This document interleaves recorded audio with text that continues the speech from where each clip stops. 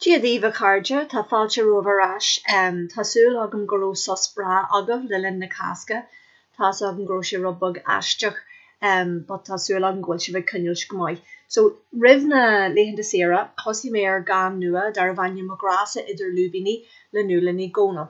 Now tá mé géirí Gulfríd an Dan ínta gasta ar bhhain eile, tá obair agah ar hana féin, agus an sin Gulfríd na nótaí sa leor agus an sin nótaí sagamsa. So mo grasa idir lúbíní le nulaní góna.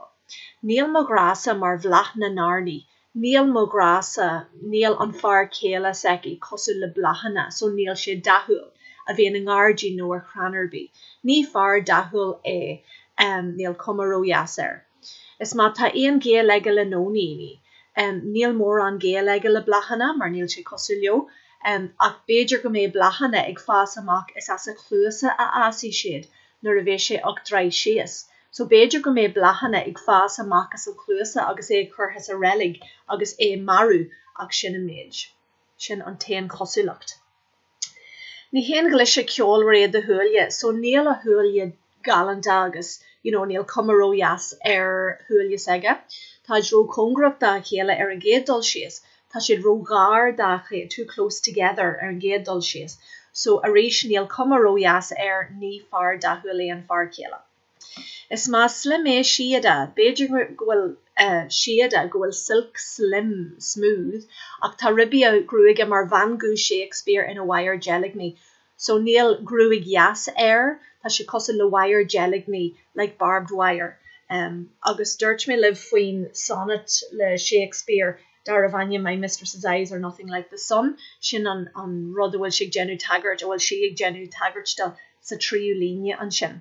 Agus cuma sin, ní dhéanann sin deferbí, níl sin táhachtach, is cuma leis an uile faoi chuma an duine. Tugann sé dú úla, is nuair a bhéonn sé na humor, nuair a bhéonn spin my hair ceir a finúna, so sé sin le rá go dogan an fear céile, well go litartha turthaí, but really tá muidir caint faoi ara waith, tá sé ag tuairt ara waith da bhain céile. Is fear iontach é agus is léir go bhfuil an fille ag magú faoina fear céile. Is léir go bhfuil gra mór idir an bheirt go bhfuil gra láidir atarthú. Agus sin an Dan. Anis na nótaí an fille airdús. Anis, right, so sa scrúdús an ard teist in ammantí bíonn sé ar an cheist filiachta go gaithí tú nóta a scríú ar héal agus ar héair an ile, so is fiú Gulfríd seo. Rugadh nulaní gónal in Lancashire Sasanna sa bhliain 1952 ach tógaí I dteach a hansí na ggurca gibhne chun de céirí ar fáin tamil. So cai si cuid mhór ama I ggurca gibhne sin crílar na géalteachta I gun de céirí. An sin wog a chlan go héanach ar bhuan I gun de Hebridearan, Tipperary. So wog siad dastrí an chlan go Tipperary. Drastal si ar scoil chóníthe I gruch na laura sa limnach, so bhí sé ag freastal ar scoil chóníthe sin boarding school. Drastal si ar an ollscoil a Gurcaí, an sin bhí sé ag freastal ar an ollscoil a Gurcaí, agus when she came amach sa bhúnseoireacht.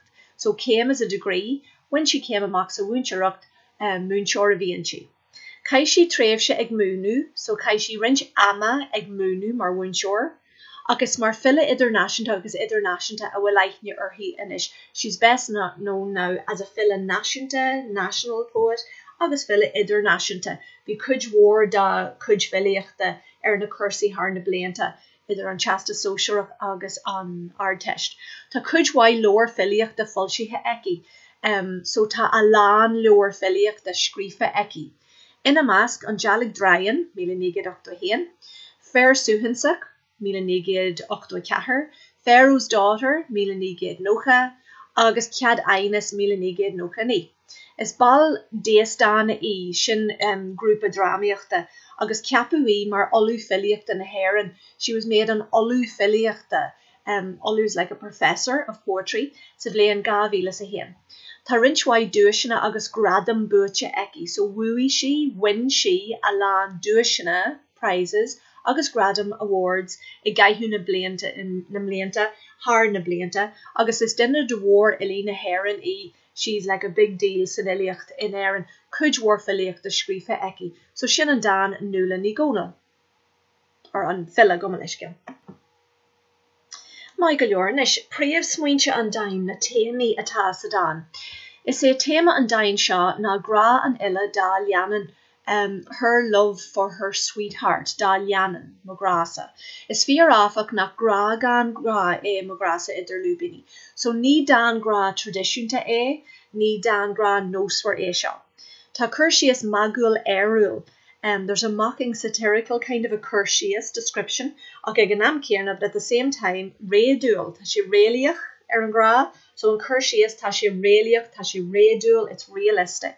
Sin atá I gra, atá agree an illa agree nulan I gonal, da gra gyal sa dan, da lianan da far kela, sa dan sha.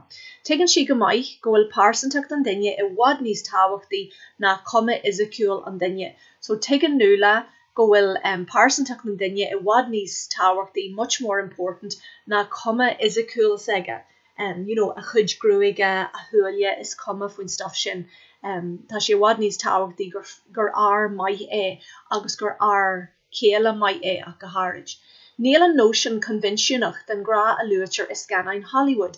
Nos na sean a rain gra géalach a réadúil. So it's not the traditional, like conventional vision of love that you get in scanine Hollywood, in like Hollywood films. Sna sean a rain gra géalacha in the old Irish love poems and songs. Ní roisid sin réadúil, ní roisid réliach. Níl siad cosú leis an ceann seo. Agus cuireann na scanine agus na danta sin an omarcha béama áiliocht Isaac an leanain. So they put an omarcha béama, barriocht béama, too much emphasis áiliocht Ezekiel an dinne, on the physical beauty of the person. You know, tá gruig sacu furfa, tá súlia sacu furfa, tá ahanrod fuin dinne furfa go physical. But tegan an fila seo nach bhfuil sé sin chótáhachtach. Hon na maid sin a crothú doin. Chan she haar four began. She goes a wee bit overboard, haar four, you could say it's a wee bit cruel, baganin, rudbug. So lero yenin she vi gahulacht the fur. In the description she gives us on his me gahulacht. His, well, ugliness is harsh, but dahulacht is, you know, handsomeness, vi gahulacht is the opposite. So did he ra go will she maslach agus skigul in a light. You could say, smiling on phrase sin, you could say go will she maslach, you could say that she's insulting even, agus skigul, and kind of mocking him. You know, it's kind of exaggerated. But egan am kierna tigamwij go will gra more eganilla da far kela. Gordinja special to a huggin arawai donilla. So na shandan to gra in the old love poems, way back when, yenu and fila cursius avelak gahulak de yanan. So the poet back then would do a kind of a cursius avelak, an exaggerated description of dahulak de yanan, of how good looking their sweetheart was. So yanan is like your sweetheart, your love, your partner, if you like. Buried na Philly than could you smo. The poets were mostly men for bur aid na céile don could you smo for the most part. Agus leriu an van mar spare van.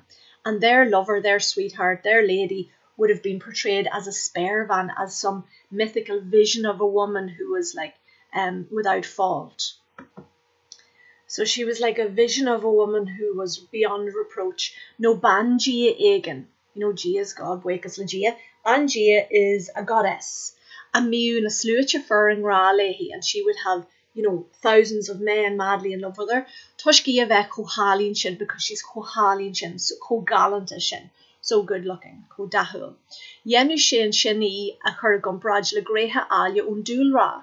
And in those poems, the sweetheart used to be described as being something from nature, undul ra. Marhampla, Grainus Kiongargine, the sun above the garden, Blackban and Yarna like the white blossom of the blackthorn.